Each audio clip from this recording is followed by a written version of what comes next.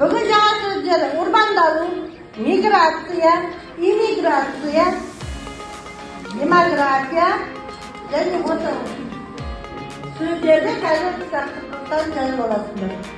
Бірінші тапсырма сіздерге бүгінгі тақырыптағы термин сөздері, жаңа сөздер.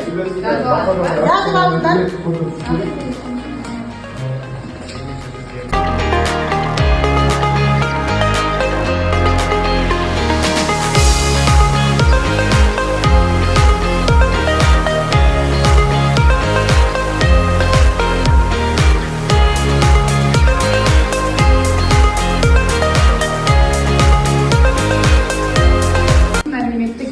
Әл-ауқатының өзгерістерін салыстырмалы түрде көрсетілген. 1965 жылы орташа жалақы төмен болды, зейнетақы аз мөлшерде берілді, өмір сүру сапасы негізгі қажеттіліктерге ғана жетті, және білім беру сапасы жаппай оқыту енді дамып жатты.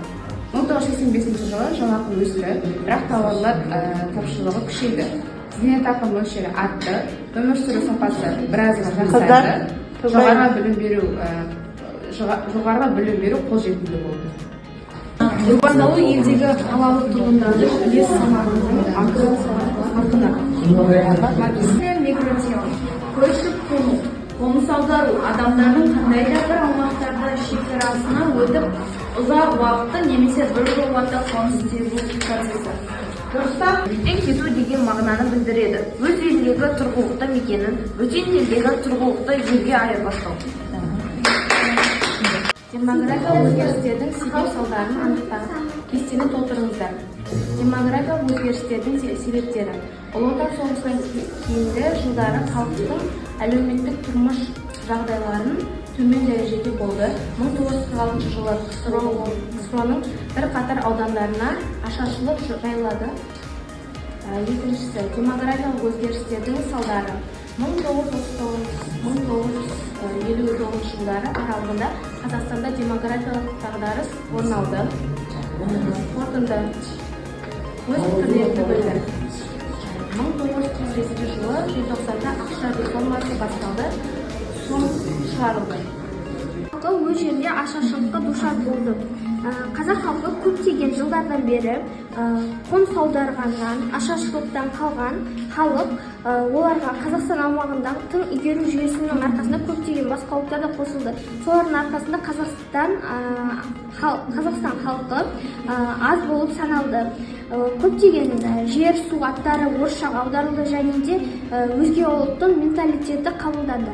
Дағы көшіп қону үдерісінде қандай ерекшеліктерін байқағанын сурет арқылы, топтық жұмыс арқылы баға бейнелеп айтып бересіңдер. Бұл сендерге топтық жұмыс.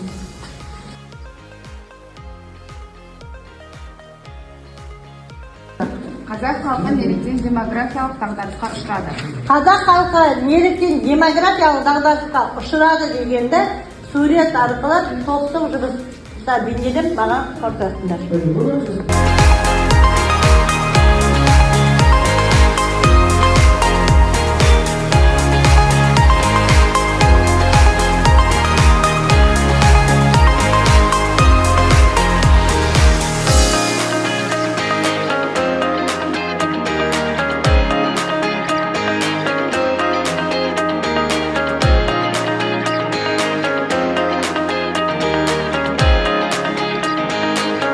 Демографиялық дағдарысқа ұшырауы ашаршылық кесірінен болды.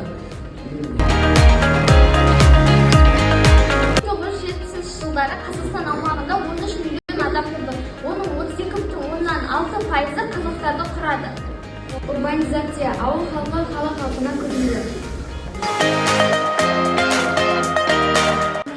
Қазақтар арасында урбанизация үдерісі баяу жүргізілуінің себебі неде?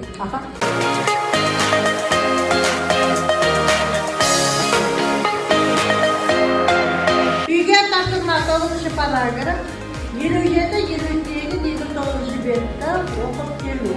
Ал кері байланысқа мына жерге бүгінгі сабақ кімге қылған жібер?